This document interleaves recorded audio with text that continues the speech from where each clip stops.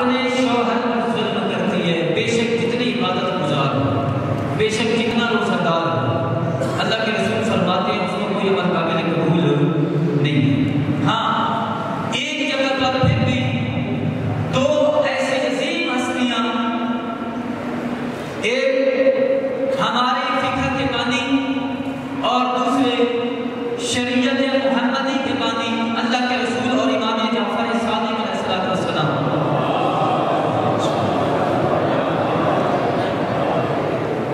दोनों हस्तियां ये फरमाती हैं कि अगर तुम्हारी बीवी उससे कोई गलती सरजद हो जाती है तो मर्द की शुजाअत ये है, मर्द की गैरत ये है कि मर्द औरत से इंतकाम न ले बल्कि उसको माफ कर। यानी मर्द का जज्बा, अल्लाह के रसूल और इमाम जाफर सादिक अलैहिस्सलाम ने क्या फरमाया कि अगर औरत से गलती हो जाती है तो फिर मर्द की गैरत का ये सवाल है, वो मर्द गैरतमंद है, वो मर्द शुजा है, वो मर्द सही है जो अपनी बीवी की गलती पर उसको माफी दे दे। औरतों से इंतकाम लेना, औरतों का मुकाबला करना, ये मर्दों का शेवा नहीं होता। देखिए, जब शादियां होती हैं, यानी एक जिहद से जो औरत है वो मर्द से, मर्द पर उस औरत का एहसान है। अगर इंसान गैरतमंद है ना, अगर इंसान दीनदार है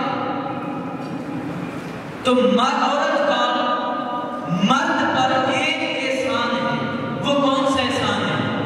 देखिए, जब शादी होती है, शादी के वक्त औरत अपना पूरा सामान लेकर आती है मर्द के घर में। मर्द क्या देते हैं औरत? कोई शय नहीं। बिस्तर ले आती है, चारपाइयां ले आती है, बर्तन ले आती है, कपड़े ले आती है, जेवरात ले आती है। मर्द ने तो ज्यादा से ज्यादा थोड़ा बहुत शायद कोई जेवर दिया होगा या थोड़ा बहुत और कोई कपड़े वगैरह नहीं होंगे। बर्तन घर से ले आती है या नहीं आती है? गैस ले आती है ना। हत्ता के पहली रात भी औरत अपने बिस्तर पर जो अपने वालिदैन के घर से लेकर आई है, उसी बिस्तर पर मर्द को सुलाती है। मर्द का बिस्तर इस्तेमाल नहीं होता, मर्द की चारपाई इस्तेमाल नहीं होती, बर्तन मर्द के इस्तेमाल नहीं होते, बर्तन औरत के इस्तेमाल होते हैं। लेकिन महीना गुजरता है, ये 2 महीने गुजरते हैं, मर्द कहते हैं चल भाई तुझे अपने बेटे छुट्टी है तेरी। मैं कहता हूँ शरीयत मोहम्मदी में इस मर्द से बढ़कर बेगैरत कि वो अपना सारा सामान लेकर आई है, तूने क्या किया उसको? और 2 महीने बाद, 5 महीने बाद, 6 महीने बाद मर्द क्या करता है? उसके साथ लड़ाई झगड़ा होता है, आपस में लड़ाई झगड़े होते हैं। मर्द कहते हैं चल भाई तू बिस्तर पूरी उठा और मर जा, तेरा था क्या? बिस्तर वो अपने बिस्तर पे सोती थी, अपने बेड पे सोती थी, तुझे भी सुलाती थी। खाना पैसे अपने घर से ले आई थी। हाँ, थोड़ा बहुत शायद आपने अपने घर से दिया होगा। खिदमत आपकी की है, खाना आपको बनाकर खिलाया, पानी आपको पिलाती है, तमाम खिदमत आपकी करती है। लेकिन उसके बावजूद मर्द क्या देता है? कुछ नहीं देता।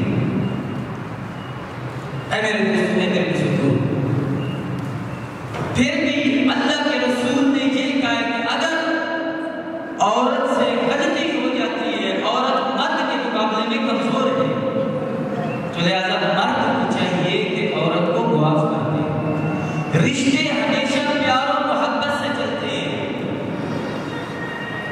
अल्लाह के रसूल फरमाते हैं कि मेरी उम्मत के बदतरीन इंसान वो है, मेरी उम्मत के बदबख्त और बदतरीन इंसान वो है कि जो अपनी बीवियों के साथ अच्छा सलूक नहीं करते, जो अपनी औलाद के साथ अच्छा सलूक नहीं करते, जो अपनी बीवियों पर, अपनी औलाद पर जुल्म करते हैं, जो अपनी औलाद और अपनी बीवियों को ताने देते हैं, जो अपनी औलाद और अपनी बीवियों के साथ बदसलूकी और बेइहतरामी करते हैं, फरमाते हैं वो मेरी उम्मत के बदतरीन इंसान।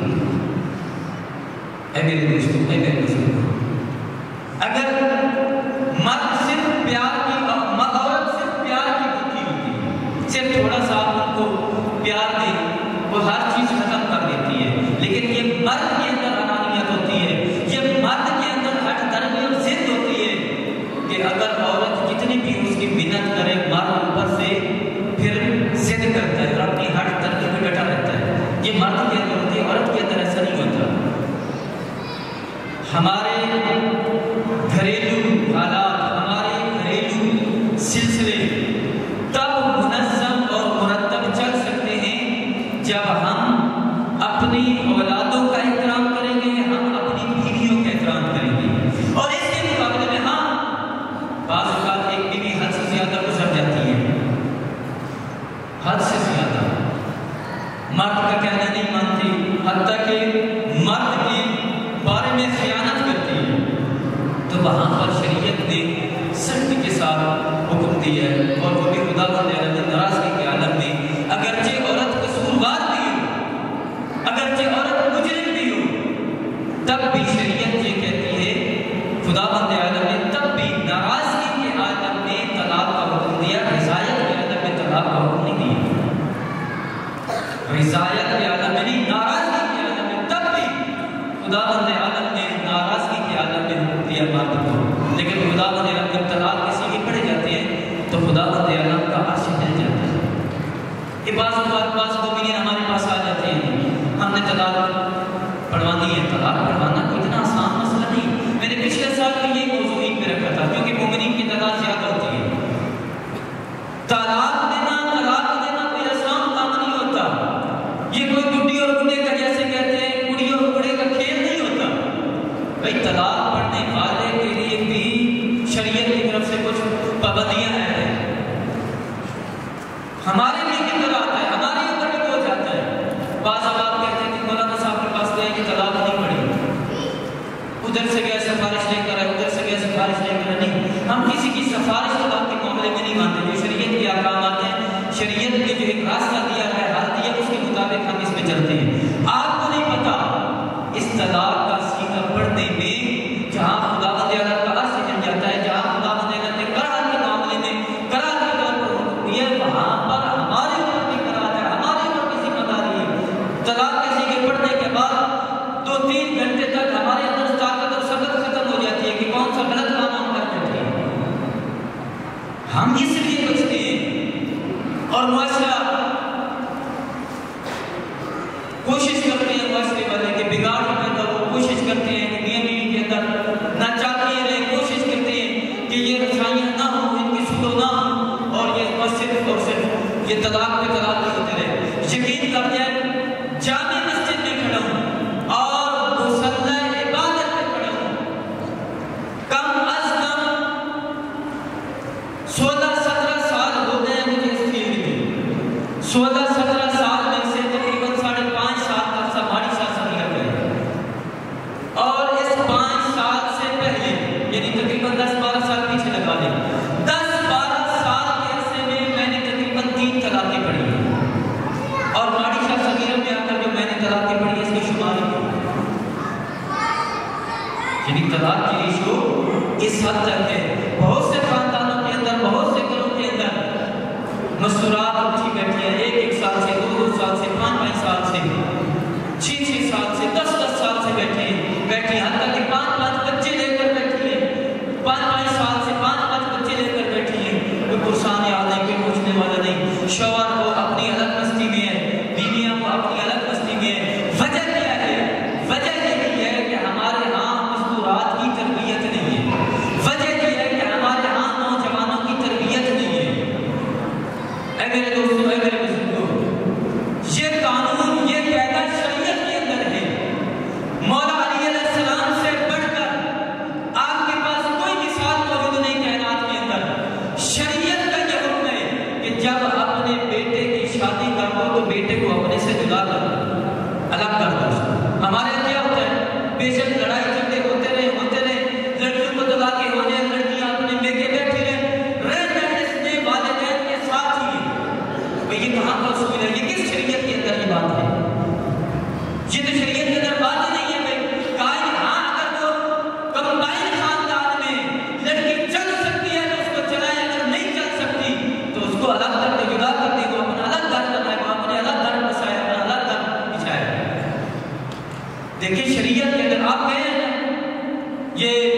मकाम मुक़द्दस पर कूफा के अंदर अली मौला का घर है। अली मौला की सीरत को पढ़कर देखिए। अली मौला ने जब इमाम हसन मुज्तबा थे, मासूम भी गलती कर सकता है, मासूम तो गलती नहीं कर सकता। जब अली मौला ने इमाम हसन मुज्तबा की शादी की, इमाम हसन मुज्तबा की शादी के बाद मौला ने अलग जुदा कर दिया था अपने से, कहा अलग कर तेरे बेटा अलग कर। जब मौला इमाम हसन मुज्तबा की शादी हुई, अली मौला ने इमाम हुसैन अलैहिस्सलाम की जब शादी हुई, अली मौला ने इमाम हुसैन अलैहिस्सलाम को अलग कर दिया, कहा बेटा तुम अपना घर अलग बनाओ। इसी तरह जब मोहम्मद हनफिया की शादी हुई, अली मौला ने मोहम्मद हनफिया को अलग कर दिया, अलग घर बना दिया, कहा बेटा ये तुम्हारा घर है, इसके अंदर तुम अपनी जिंदगी बसर करो। हमारे यहाँ क्या होता है, उसी घर के अंदर खिचड़ी पकाए रखते हैं, खिचड़ी पकाए रखते हैं, बेला के नौबत तलाक तक, नाजायज तलाक तक बेला के नौबत आ पहुंचती है। भाई कुछ खौफे खुदा करें, कोई घर बनाए, कोई बसाए। अगर कंबाइन नहीं चल सकता तो भाई अलग घर बनाए, औरत अपना अलग सिलसिला कायम करे। मौला अली से बढ़कर हमारे पास कायनात के अंदर मिसाल कोई नहीं। तो मौला अली के मानने वाले हो तो फिर मौला अली की सीरत को तो अपनाओ, शरीक अली मौला की सीरत को अपनाओ। कहते हैं हम अली मौला के पैरोकार हैं और सिलसिला वही चाहते हैं कि वालिदैन के साथ रहें। हाँ, जो बच्चियां वालिदैन के साथ चल सकती हैं, आपके वालिदैन के साथ चल सकती हैं, उनको चलाओ। कहते हैं ये मासूम का फरमान है कि दूर रहने से मोहब्बतें बढ़ती हैं, दूर रहने से मोहब्बतें बढ़ती हैं, दूर रहने से रिश्तेदारियां मजबूत होती हैं, गरीब रहने से रिश्तेदारियां टूटती हैं, गरीब रहने से मोहब्बतें खत्म हो जाती हैं, मोहब्बतें नफरतों में बदल जाती हैं। मेरे बुजुर्ग जितने अहबाब मौजूद हैं, जितने बुजुर्ग मौजूद हैं, बिलखुसूस मैं माड़ी शाह सगीरा की आवाम से मैं मुखातब हूँ, क्योंकि यहाँ पर मैं फेस कर रहा हूँ। मुझे पता है तकरीबन हर महीने में 2 मोमिन आ जाते हैं कि हमने तलाक दे दी है, 2 मोमिन आ जाते हैं मेरे पास, हमने तलाक दे दी। और मैं जानता हूँ इस माड़ी शाह सगीरा में बहुत से घराने ऐसे, कोई एक घर नहीं, बहुत से घराने ऐसे हैं कि जो घराने वैरान हैं, जो घराने आबाद नहीं है। वजह क्या है? बाज़ औक़ात वजह ऊपर वाले बुजुर्गों की जबरदस्तियां जो औलादों पर थोप देते हैं, और बाज़ औक़ात मियां बीवी की आपस में न चाहती हैं। देखिए आप हफ्ता में 1 मरतबा आ जाते हैं यहाँ पर जुमा में, या ईद के मौके पर आप इकट्ठे हो जाते हैं, कोई ना कोई आपको मैसेज या पैगाम मिल जाता है मर्दों को, लेकिन हमारे पास मस्तूरात के तरबियत का कोई इंतजाम नहीं है। अगर कोई थोड़ा बहुत छोटा मोटा है तो उसमें से चंद, हमारी मजालिस के अंदर कोई तरबियत की बात नहीं होती। सबसे ज्यादा मजालिस माड़ी शाह सगीरा में होती है, इस पर ज्यादा बेहतर जानते हैं। लेकिन आज तक कोई एक बुजुर्ग उठकर मुझे बता दे कि किसी ने औलाद की तरबियत पर, किसी ने वालिदैन की तरबियत पर, किसी ने वालिदैन के हुकूक पर, किसी ने शौहर के हुकूक पर, किसी ने बीवी के हुकूक पर कोई बात की। इसी वजह से तो यहाँ पर बर्बादी हो रही है। औरत है तो वो मर्द को नहीं चाहती, मर्द है तो वो औरत को नहीं चाहता। है मेरे बुजुर्गों, मैं आपसे फिर इल्तिमास करता हूँ, औरत कमजोर है, औरत ज़ईफ है, औरत मर्द की निस्बत अक्ल में थोड़ा अक्ल रखती है, लेकिन मर्द का अक्ल ज्यादा है औरत की निस्बत। मर्द मजबूत है, किसकी निस्बत? औरत की निस्बत। मर्द ताकतवर है, किसकी निस्बत? औरत की निस्बत। तो मासूम फरमाते हैं वो मर्द गैरतमंद और शुजा नहीं है जो अपनी औरत से उसकी कम इल्मी, कम अक्ली और ज़ईफ़ी की वजह से उससे इंतकाम है। तो यही वजह है कि अपनी औरतों को क्या करो? माफ करो। कोई अमल भी उस इंसान का काबिल कबूल नहीं है जब जो इंसान अपनी औरत को, अपनी बीवी को ताने देता है, जो अपनी बीवी पे जुल्म करता है, जो अपनी बीवी पे हतक आमेज लहजे में बात करता है। हत्ता के रिवायात में यहाँ तक है कि अगर तुम्हारी औलाद तुम्हारे पास, मर्दों के पास, अपने बापों के पास अगर कोई औलाद आए और अपनी माँ की शिकायत करे, तो मर्द को चाहिए कि अपने बेटे को समझाए और अपनी बीवी की तौहीन न होने दे। रिवायत यहाँ तक कहती है कि उसकी बात को बदलो, उसको समझाओ कि ये बात ऐसी नहीं है। औरत की यानी तौहीन न होने दे, शरीयत तो यहाँ तक कहती है। लेकिन हम पता नहीं क्या क्या करते हैं, हमारी औरतें पता नहीं क्या क्या करती हैं शोरों के बारे में। औरतें शोरों के बारे में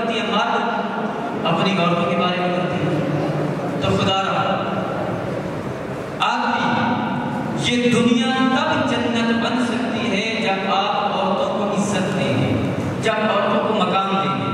आप औरत की इज्जत करेंगे, आप औरत को मकाम देंगे, आप औरत को एक औरत का एहतराम करेंगे, तो इसके बदले में औरत आपका भी एहतराम करेगी, औरत आपको भी इज्जत देगी और माशरे के अंदर आप कादर की निगाह से देखते हैं।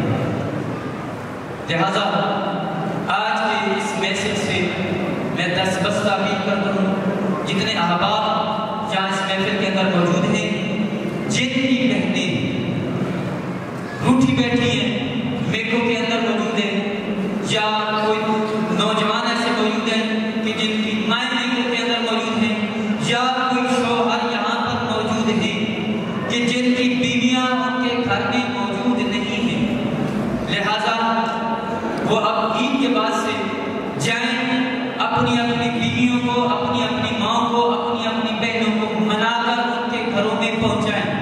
अगर ऐसा काम नहीं करेंगे तो वो शौहर खुदावंद आलम की बारगाह में मुजरिम है, वो भाई खुदावंद आलम की बारगाह में मुजरिम है, वो बेटा जो अपनी माँ को मनवाकर ला सकता है और उसकी माँ उठी हुई मेके में है, वो बेटा खुदावंद आलम की बारगाह में मुजरिम है।